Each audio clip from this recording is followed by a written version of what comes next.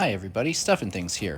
I got to skate outside. I can't believe it. A couple of sessions coming up here. I finally got out of the snow for a little bit and out of my garage and got to some other spots to skate. Here I'm at William McKinley Skatepark in the greater Denver area. I've never been here before. This was really fun. There's this ledge here that was good for some 50-50s, and I kind of warmed up here. I probably spent too long trying to get 50-50s because I should have spent more time here. There are some double-sided curbs, two of them, along this sort of what looks like a newer section of the park. So once I realized how good they were and how good of condition they were, I was like, oh man, I should have been skating this all along. So I'm waxing them up a little bit, not too much wax, but I like my grind surfaces to be slick so that I can move and I know I'm not going to stick. Anyway, so I started playing around. I got some 50-50s, some nose slides, some nollie tails, and even a couple other things. I didn't have a lot of time, so in the time that I had, I was just kind of adjusting to the fact that these were here, that I could skate them, how much fun they were, and just trying to get a couple basics. Before long, I started to try to put some lines together and get the front 50 and the nose slide and then something else on the second curb here at the end. And that was me trying a crooked grind for the first time, and I stuck on it, but of course my weight was way off and I hadn't done crooked grinds for a little while when I tried at this spot.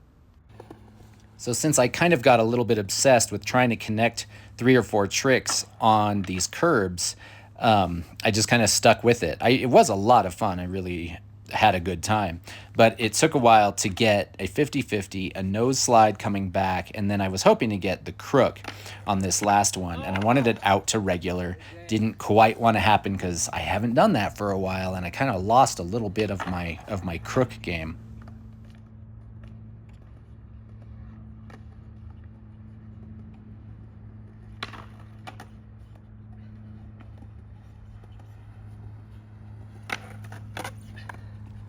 That one went crook to nose slide, but at least I rolled out of it, but it's not exactly what I wanted.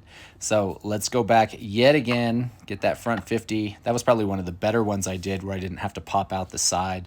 And then when I come back for the nose slide on this one, I get a lot more friction and I have to come out fakie. And I was like, okay, I'm going fakie. Just keep it. Just work with it.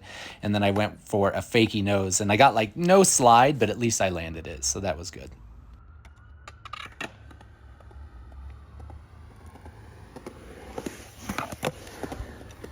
Here's the line where I finally put it together. There to start out, I've been doing a backside slash on the quarter pipe that the camera is sitting on, even though you can't see the trick.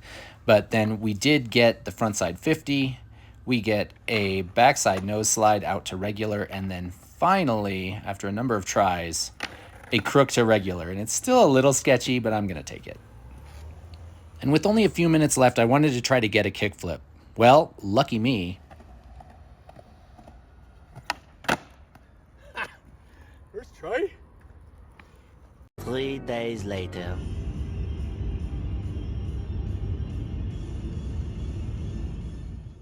Okay, this is what I'm working with. This section right here is all I can actually use because there's still a lot of snow. But right here, there's enough flat ground and maybe the ledge, even though I think it's tall for me, but we're gonna have to use it because it's all I got.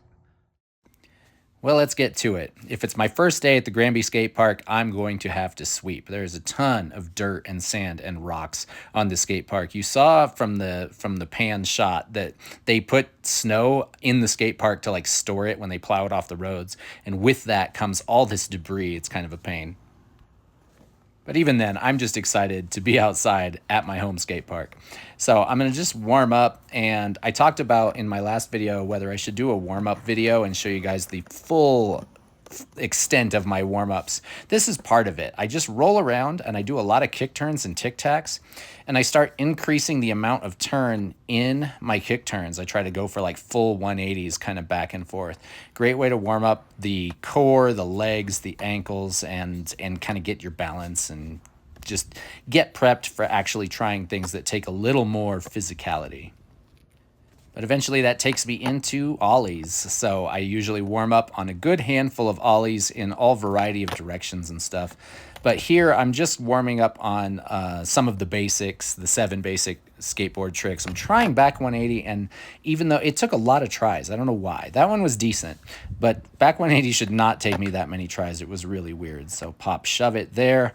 And then this is front 180, which was not bad. I had some pop on it, and I don't pop my front 180s very well, so I was okay with that one. And then it took a while to get a front shove, and the one I got was really bad. I have sort of lost front shoves. I need to get back on those. And then it took a handful of tries to get a heel flip, but the one I got was okay. And then, you know, we always do this. I spent a lot of time on kick flips, and it took a bunch of tries just to get the first one, and then I was trying to get better ones that flipped more. That one flipped extra, which is kind of weird. Sometimes that's a concern for me because I don't want it to do that 1 1/4 that I did a while back when I hurt my leg.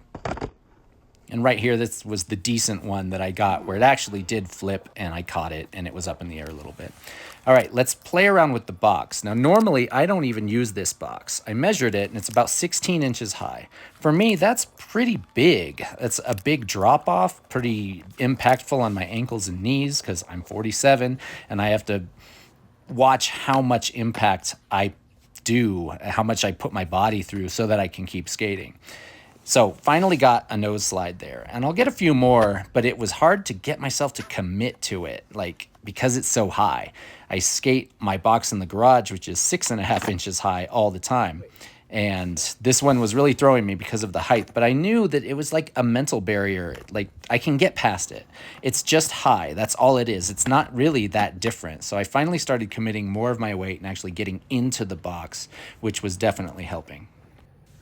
There's a few more coming from the other side, and I wanted to make sure that I could do them both out to regular and out to fakie, that I have that control that I've been working on, and ever since that nose slide video that I put out. So one more okay one there. I'm still not staying on the box as long as I would like. Now I'm going to come back at it from the other direction and go front side, and that was first try right there, going front nose.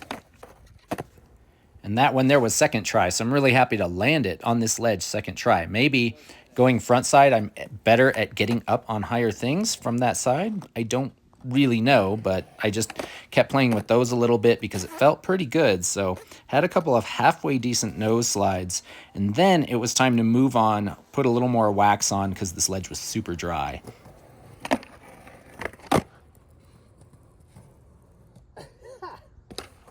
Let's freaking go.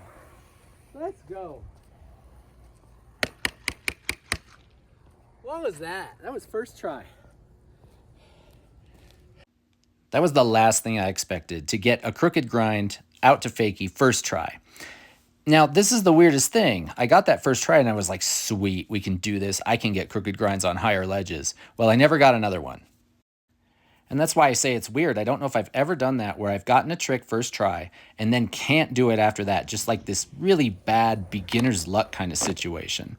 Here it is from the other side because I wanted to see what my wheel was doing if I was getting it to lock in. A lot of times it would lock and then pop out into nose slide. I had a couple of those, but I was having just trouble with like the targeting and getting that wheel just in the perfect spot. I was also having problems with balance. I would lean forward or backward and kind of slip out like that. On this one, I really wanted to look at it. Right there, I think the wheel is hitting the side of the ledge. And then in the next frame, it's just slightly above and coming up and around. And it does lock in. I slip out to nose slide. But I think that was pretty revealing. I think I'm doing something right in that I'm making the wheel hit the side of the ledge and then sort of roll over and then lock into the position. And that's exactly what these wheels are meant to do. Andy Anderson said that the outside of the nanocubic wheels is rounder so that it can climb up things. And the inside is still kind of more of a traditional shape with a sharper edge so it can hold grinds. So hopefully that's a good thing. And right here, I'm trying to take it the opposite direction. You might know that one of my favorite tricks right now is backside 180 crooked grind, so crooked grind in the opposite direction. And I wasn't sure if I would be able to get this, but I finally tried it enough that I started overcoming the fear of how high the ledge was. And eventually, I started to lock into the position a little bit. It became mostly a matter of locking into it and then having the balance in the right place so I could actually hold on to the grind. So much momentum. Yeah, we're taking that. We are taking that. It's sloppy and kind of weird, but I'm on the skateboard, so that's a win. I did not expect to land one of those. So then I went back to some flat ground to try a couple things at the end of the day. I had the most rocket fakie flip you've ever seen. And then I worked on varials a little bit, but it didn't take long to do some good stuff. Wow. I heel touched, but that was the first try with a heel touch. That's awesome.